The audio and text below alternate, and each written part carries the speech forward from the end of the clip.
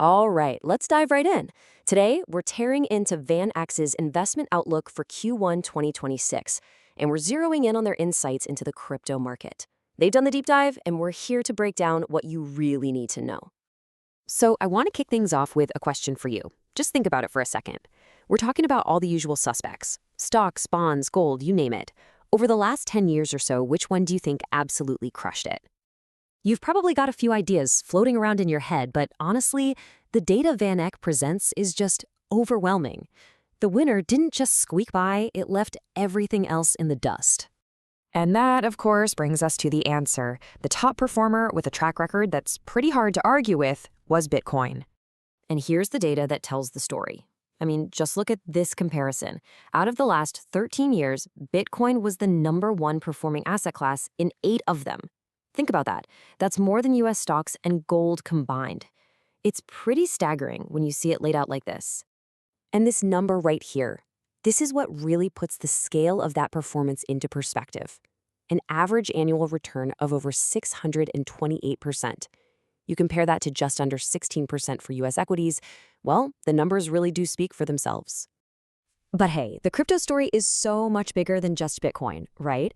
VanEck's analysis goes way deeper, taking a look at the entire digital asset ecosystem.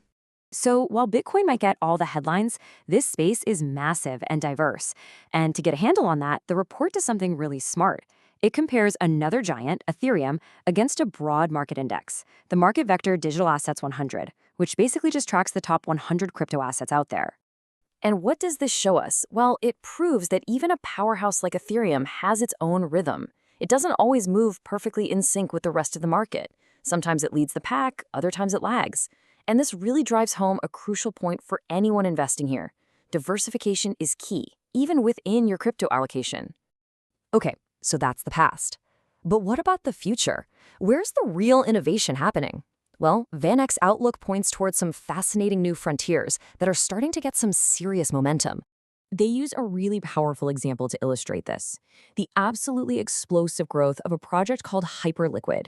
Now, this probably isn't a name you hear about on the news every night, but its performance is a huge signal of a trend happening in a very specific corner of the crypto world. So what on earth is Hyperliquid?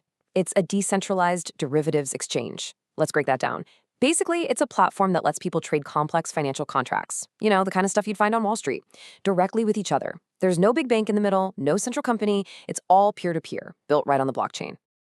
Okay, but why should you as an investor care about this? Because it's a huge deal. It shows that crypto is growing up. We're moving way beyond just buying and selling coins. We're talking about sophisticated financial tools being built from the ground up. This evolution is opening up brand new areas of potential high growth that live well outside of the usual suspects like Bitcoin and Ethereum. So let's pull all these threads together. We've got Bitcoin's historic dominant performance, we've got the incredible diversity of the broader market, and we have all this wild innovation happening on the cutting edge. What's the final actionable takeaway from VanEck's report? It really boils down to this single direct quote from Jan VanEck himself. In his summary of the biggest opportunities, he says, "Opportunities in India, selected crypto." And I want you to focus on that word, selected. This isn't a call to just blindly buy the market.